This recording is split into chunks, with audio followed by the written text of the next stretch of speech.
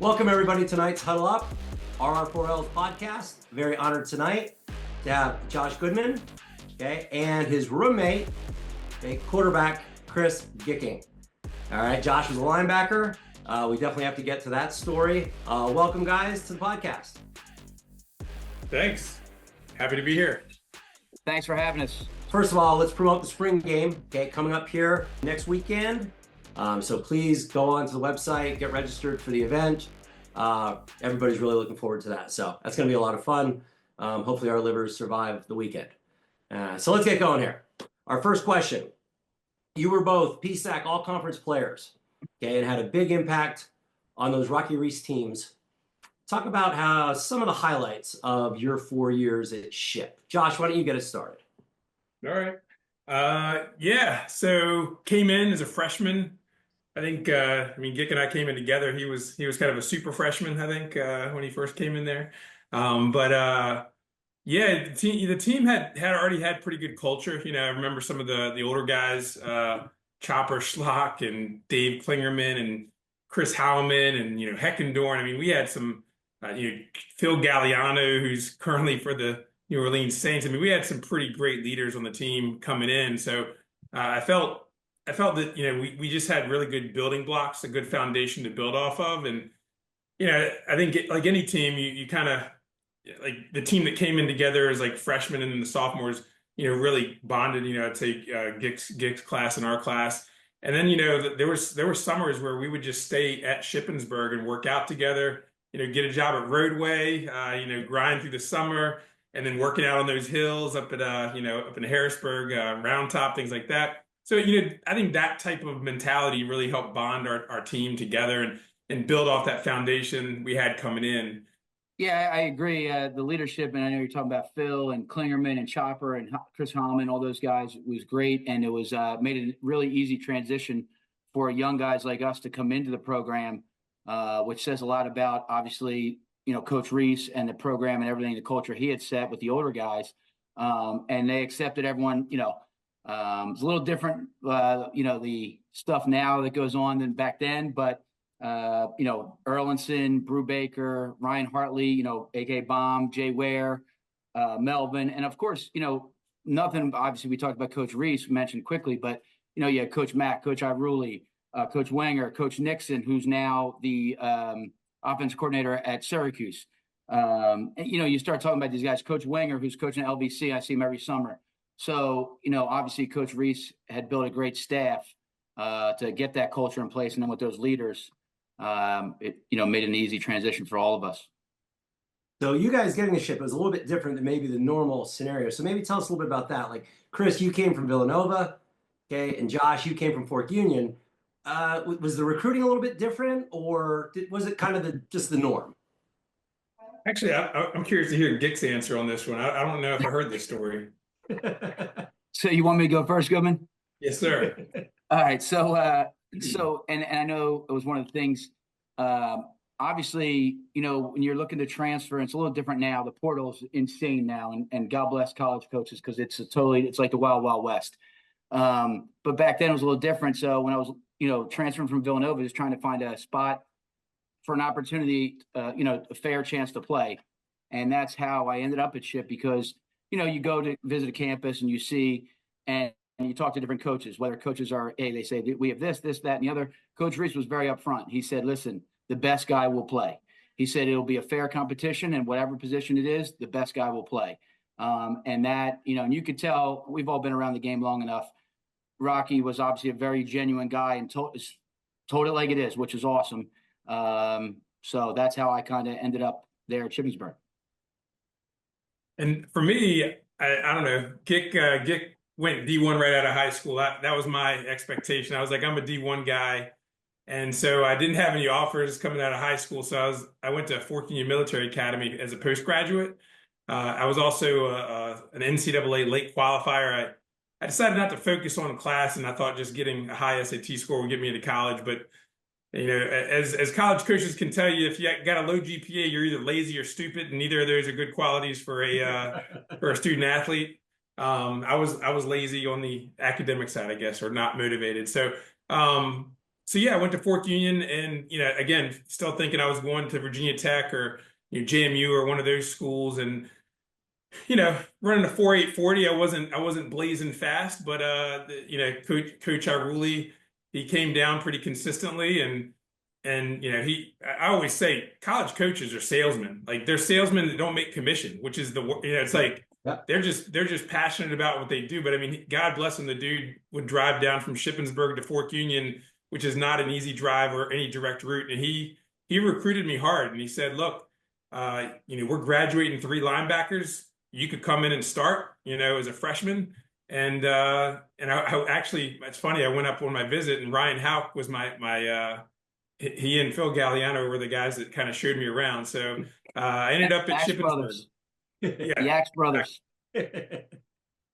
So no, it's it was not a direct route, as Chris is, but it everything happens for a reason, right? One of the things, from going to Fork Union Military Academy, for those that don't know about kind of what that is, I mean, Vinny Testaverde, Eddie George, I mean, just, these elite athletes went there. So going to a prep school with some of the nation's best athletes, you have this, I would say, I don't know, like you just feel like you've played with the best, right? And so coming from there to Shippensburg, I kind of had this chip on my shoulder, like, oh, Shippensburg, it'll be fun, right? There'll be some okay athletes here. But then when I got there, like the caliber of the athletes, I think that's why I always try to, make sure people understand, like we had great athletes. I mean, I don't know another receiver I've ever seen that could time a jump like Jamie Ware, and just come down. Like it wasn't even a question whether he was going to come down with the ball. That dude's hands, best I've ever seen in person, hands down. It was Goodman. It was his ball skills that were, like they say 50-50 balls now. Jay Ware, they weren't 50-50 balls. They were like 70-30 balls with him. Yeah. I mean, that's kind of what it was. You could just drop it up in the air and you knew he was coming down with it. Like I mean, as a quarterback, I'm sure that's just an amazing experience, but like as a spectator, teammate, I mean, that was just awesome to watch. It was like watching Saquon Barkley do a backwards somersault over someone's head every week, like that was what we got to see as teammates. So, I think that's one of the things I wanted to make sure that, Ship puts out some sick athletes, and To all those points, everyone asked, what was the difference of playing Villanova and Ship? I said, really, to be honest, the first string guys are pretty much the same. It's because back to your point, Rob, with the money and helping Coach Mack, it's the depth, right? Where those other schools where you're saying, Frank, with the Syracuse or the Villanova, all those schools have more depth. But when you're going like the ones versus ones, it's pretty much the same thing. Hey, we did make mention of Rocky Rees, so let's ask the question. What was it like playing for Rocky, and what impact did he have on you both? Josh, why don't you take this one first? Well, I'm getting chills just talking about this part, but Chris probably remembers just right when we came into camp, Rocky's wife died. That hit hard. Talk about getting instant, and maybe that had something to do with our culture, but nothing gets more personal than the love of your life passing away. And the whole team went to the funeral, and the whole team was saw pictures. And weirdly, I don't know how this fits into the conversation, but they were like, Goodman, you look just like Coach Rees when he was your age. That's like whatever. So, but it was, I didn't really think about that till you just the whole coming in it with Coach Rees, and he sat down with my dad. I'm sure similar to Gick's dad, and he looked him in the eye, and he was just as Gick said, a very genuine guy. I will say he was an offensive coach. Defense was kind of like the redheaded stepchild. Thank goodness Coach Ierulli had me and had my back. But great motivator, great leader, great. I just remember him bringing local history into kind of the pregame speeches, like. Hey, we're playing near Gettysburg. That's where one of the greatest battles of in history took place. And while we're not going to be shedding blood today, to the degree it takes place, it's just bringing kind of that historical aspect into it. We always talk about his legendary strength. Like there would be two 280-pound guys battling it out, and here comes Coach Rees, and he grabs them by the back of the collar and just pulls them off like they're little children. And it's he's always going to be a legend in my mind. I mean, that guy, again, that was my experience with him. Yeah, and as I said before, just a genuine guy, a great coach, and as Josh said too, a great motivator. And that when we first got there, that camp was kind of insane. Obviously, with his wife Patty passing, I remember the first week. Speaking of Coach Ierulli, so he wasn't there for like 4 days, obviously, and we were in practice, and we didn't in a team period, we didn't throw one pass, literally one. Because Coach Ierulli was guard trap, belly down, sweep. He was just doing And I remember being like, wow, okay, am I in the right place right now? And obviously it was great, a great experience. But yeah, just that. And to Josh's point about the culture, that probably did have something to do with that. But just genuine guy, like I said, great guy, and the fact that he would motivate us every day, practice, game, whatever it was, you just wanted to do much more and play harder and do much better for him. So you could see that smile on his face when he got in that motorcycle to take that ride home. You could see that face. And I know Josh remembers, and I'm sure all the guys watching this, they know, Coach would get on that motorcycle and boom, he was gone. Nice. Looking up both of you guys, getting some information. Josh, you had over 100 tackles in a season, and you actually were pursuing the record at one point. That's really impressive. And then, Chris, I was so impressed with some of yours. I didn't realize some of the numbers. I knew they were pretty good, but the one season you threw 25 touchdowns and only 5 picks. Your accuracy or your rating was 161. Like, that's scary good. And like we said earlier, it wasn't wing T offense. It wasn't like we were chucking all over the yard. Who were some of the key players? We've mentioned some of them already, but on both sides of the ball. Yeah, I guess just on the defensive side of things, I really don't feel like we had a weakness per se. I mean, Coach Ierulli would always joke, he'd be like, "Oh, we have the bend, but don't break defense." So sometimes we would give up a decent amount of yards, and the stat sheet didn't look great, but we didn't give up a ton of points. I would say we, for whether it was great play calling or just kind of getting that grittiness at the goal line kind of all together, someone made a big play to stop the momentum. But as far as the people, I mean, just so many names just come to mind. I think as a linebacker, like I can't help but think of Ryan Houck when I came in. Mike Kroll was a solid Mike linebacker. Matt Surface kind of took me under his wing as a roommate. Just during the summer camp and teaching me the way. You had great kind of like middle class guys when we first came in, and then my class. I mean, we had Joe Waslick, who was. He wasn't there to be a quarterback, but he had some sick stats from Wallenpaupack. I mean, the guy is in the Hall of Fame at Wallenpaupack. Longest arms in the PSAC, Leonard, like literally Joe could like scratch below his knees without, bending over. And then you had Leonard Wheeler, him and I, we still talk weekly, weak side linebacker, we just grew up together, and then you fill in the D line with Chad Oberholzer. We had Chris Minner, rest in peace. I mean, we had Ron Johnson, we had Ryan Hoffman, Steve Brown. We had just a really solid front four. So that freed up the linebackers to actually play. And I don't want to take all the credit for the tackles because Coach Ierulli was like, "This is a 4-3 defense. The middle linebacker is designed to make all these plays." So I guess thankfully I was too slow to be an outside linebacker. Maybe I don't know. Or too crazy, had some trauma as a child to be a middle linebacker. And then the secondary, I mean, we went from like Marty Brown, all conference, Phil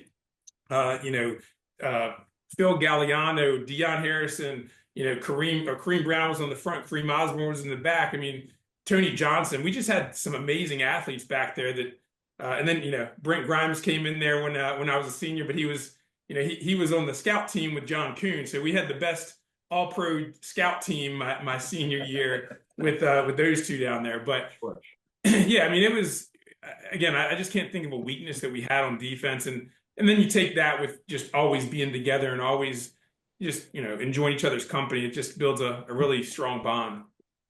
Same on the offense. We had great coaching, obviously, from Rocky.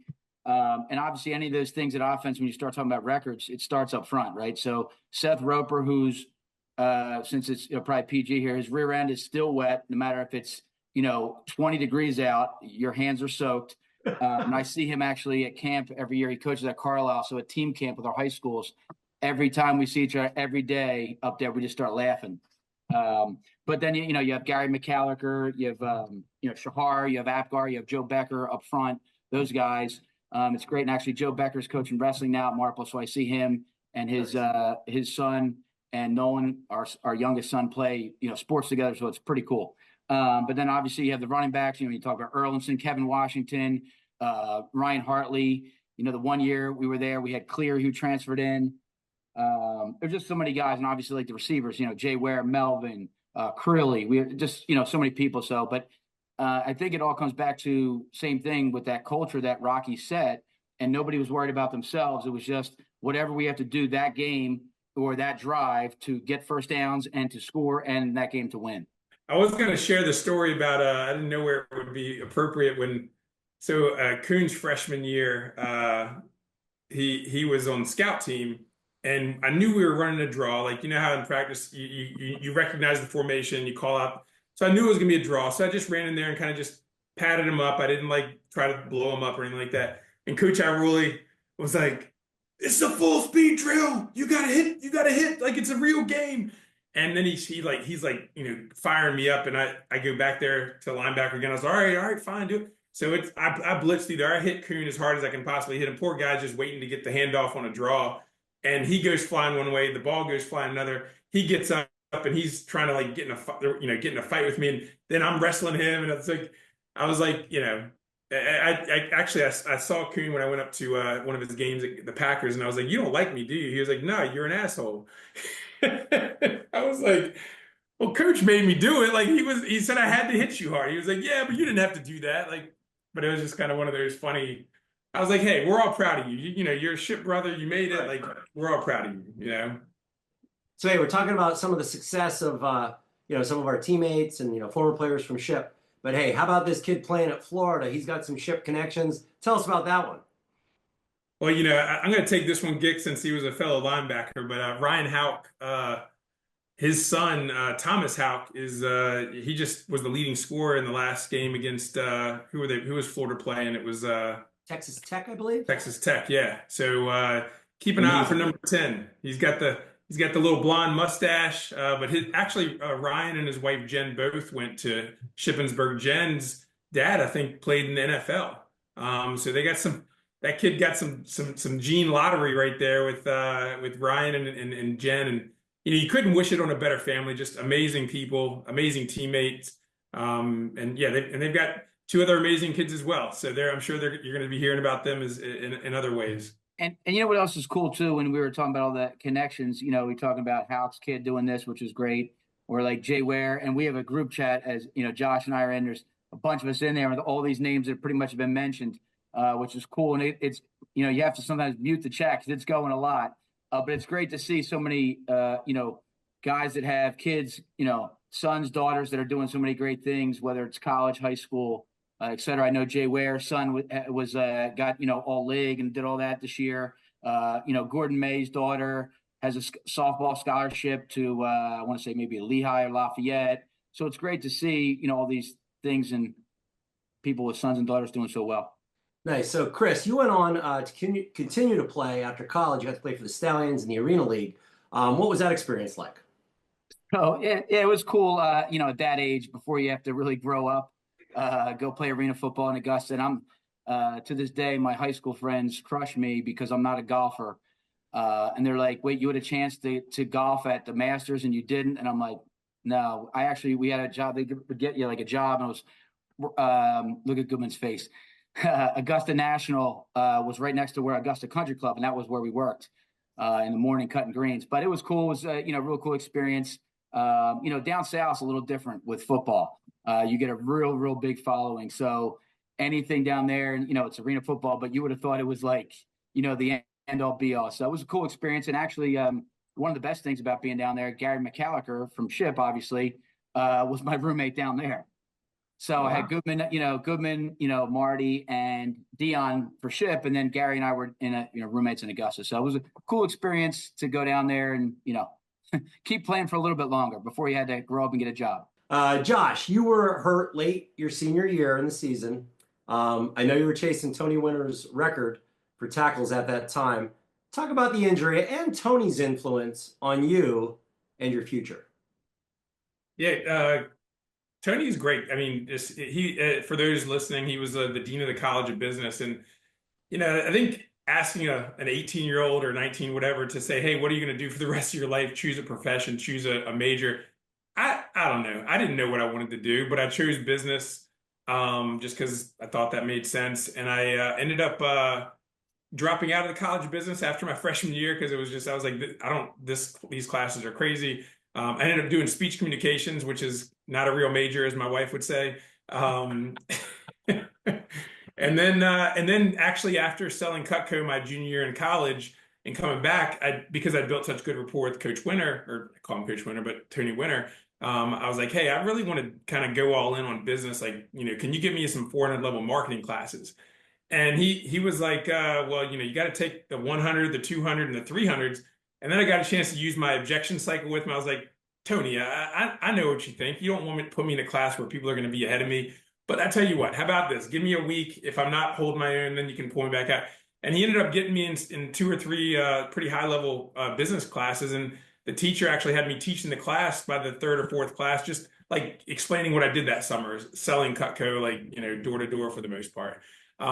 So, just having someone to believe in you, but also like, I still got to see the film on the game where he had 27 tackles or something like that. Like, it's unbelievable. And the man was playing is he still playing handball? But he's just an all around amazing human. But yeah, I would say it's like having a rabbit to chase. I mean, that's a tough rabbit to chase. And I can't say I focused on the per game tackles. There was just games where you felt like you were in the zone and couldn't be stopped. But I mean, I think the only record I still hold is the most solo tackles in a career. I don't know if someone's broken that yet.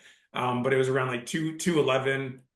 Ironically, the 370, I think, or 370, whatever it is for my career total, it's the same number as my wife's career steals at Shippensburg. Yes, and we should make mention your wife is in the Hall of Fame, so that's pretty impressive, buddy.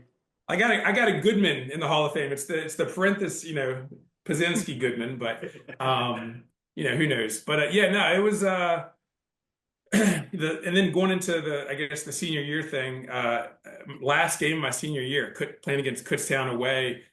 I was under the impression that we won that game. We went to the playoffs, so we had a pretty solid season. And then just randomly, and on punt team of all things, I'm running down the field thinking I'm going to get the biggest hit I've ever had in my life, and the guy throws his move on me, and I injure myself running down the field. But I actually kept playing because I was like, I got to keep playing. This is my last game. But for anyone that's ever torn an ACL, if you try to plant on it and someone hits you from the side, I mean, it's like jello. Like, you have no stability. So that was a tough way to end my career. But that's as I think a previous guest said, everything happens for a reason. I had to kind of come back from that, and it taught me how to come back from something. But yeah, that was a tough way to end the career, but it is what it is.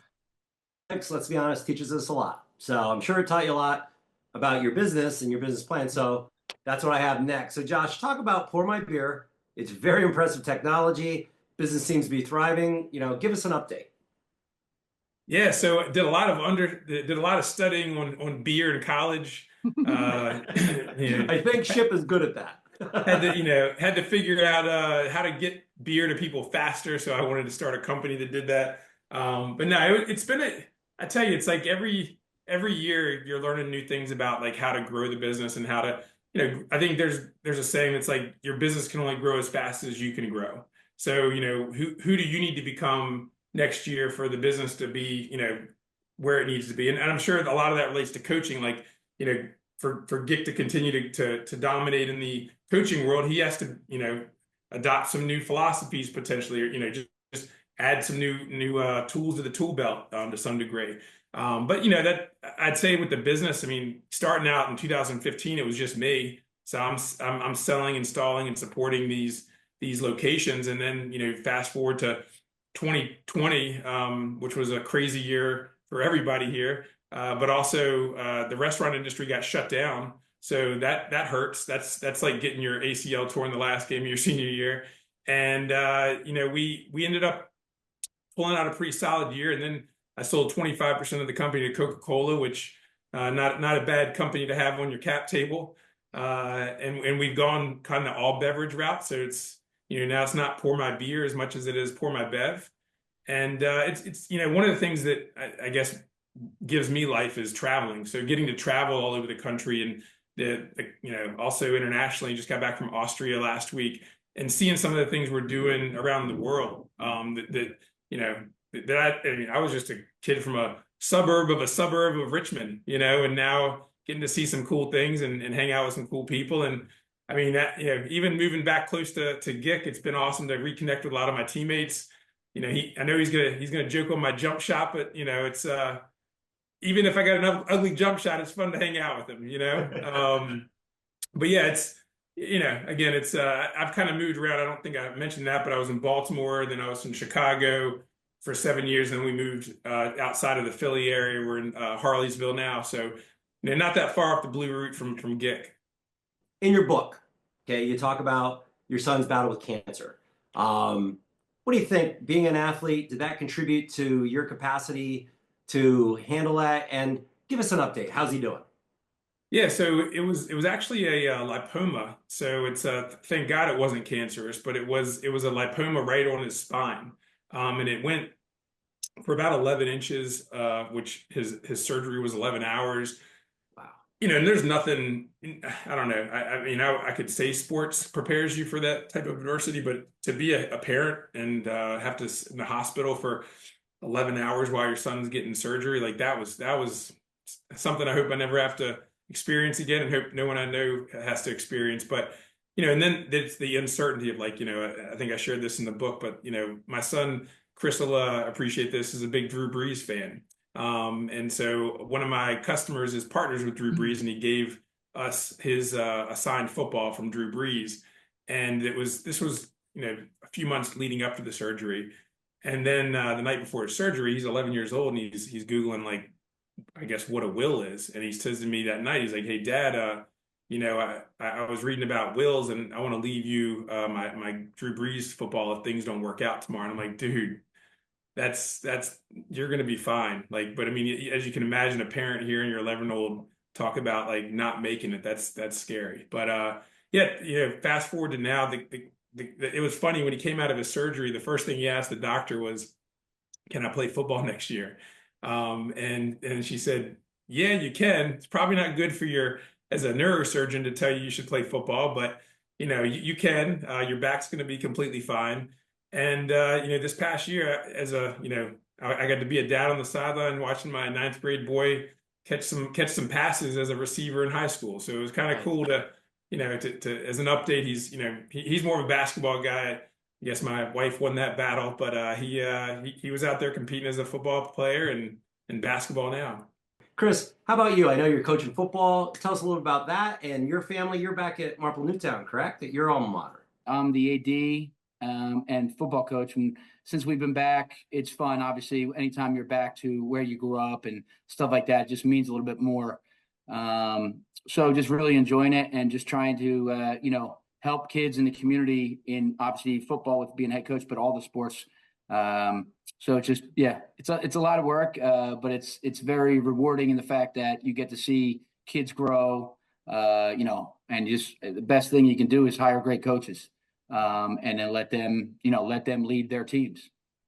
Yeah, you coached at Conestoga. Chris won't brag on this, but I got to go to his practice in a few games, and man, the culture and the vibe of his coaching staff and team, he's built an amazing foundation there to just keep building, stacking wins on top of.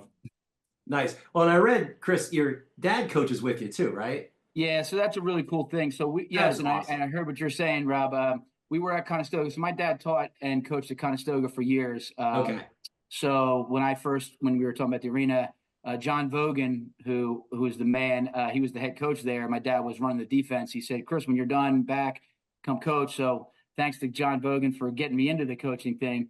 And we were there, I guess, for a while. And then when the Marple job came open, and he was very supportive. But it's great with my dad. He's in the weight room with the kids every day, 77 years old, and you would never know by looking at him. and talking to him. But yeah, it's great. It's something that you can't put a price tag on. Yeah, it's really cool. And actually, I know when Josh was when he was talking about his son and stuff like that. Unfortunately, obviously we were talking earlier with the coaches. God bless Coach Mack from his whole situation that night. The night when they had that service, my dad and I actually drove up just to see him and Trish. Just because of what kind of awesome person Mac is and Trish. Just to Josh's point, I can't even imagine, and he's just an awesome leader and awesome person. Yeah. Hey, so one more question for both of you. You can answer this together or more on an individual basis, but greatest memory from Ship. I have one that's probably top 3, and I'll tell two of them real quick. So the first one was Goodman in the training room with Dr. Richards when he was getting the needle. And we'll just leave that one right there. For one. Number 2 was I think it was Lock Haven halftime, and we weren't playing real well. And Coach Rees had some choice words for a lot of people, including he started off with one of the coaches, and that got everyone's attention real quick. And obviously we came back and won the game pretty easily. But those were 2 of my top 3, I would say. So I'm gonna go a different route. I'm gonna go most traumatic memory. Just kidding. So the one time we were practicing for Cal in the dark, and I wasn't practicing because I was sick. So I wore some isotoner gloves out there, which Coach Ierulli did not like gloves on linebackers. And but I don't know. So then he yelled at me about that. But then one of the linemen was pushing me after the play. Neller, he's the nicest guy in the world. But I was just, for whatever reason, I'm a linebacker, I'm crazy. It set me off, so I just started punching him in the face.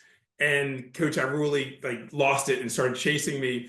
And as soon as he took off after me, again, I'm like 6'6'1", and Coach Ierulli came running after me. My natural instinct was just to run. And so I took off running about 40 yards, and everyone's laughing, and Coach Ierulli's laughing, and I was like, all right, that's a fun memory. So hopefully he gets a good laugh out of that one. And then from as far as it's tough to pinpoint one, but I just remember that feeling after you won a game and you all came back into the locker room, and just I don't want to there wasn't one specific win that stands out, but just that feeling of you all accomplished, and it, nothing against Lock Haven. Beating Lock Haven's not that big of an accomplishment, or at least it wasn't when we were there. But beating a Westchester, beating a Bloomsburg, Slippery Rock. I mean, we beat Slippery Rock at Slippery Rock the one year, and those feelings are nice. Well, any other thoughts from any of you? Something that maybe we didn't talk about that we should have? I love what you guys are doing for the community, for the alumni. I think if we can connect the younger guys to the older guys and just kind of keep some conversations going, I just think there's so much value that can be gained from these conversations. Even reconnecting players like Dave Brown or Mike Alonga, these guys that were just amazing teammates throughout our time there, but we might have lost connection through some other way. I think there's so much value in the bonds that we created back then. So I encourage anyone that played at Ship, if you hit me up, if you hit Gick up, if you hit anybody up, you're going to get a response, because we all kind of went through the same trenches. We're trying to help Mac. We're trying to get to be competitive again, and he needs some help financially to get these scholarships back to at least being, fairly comparable, because right now it's just not. So, hey, thanks a lot, gentlemen. Yeah, I appreciate you coming on. Appreciate it.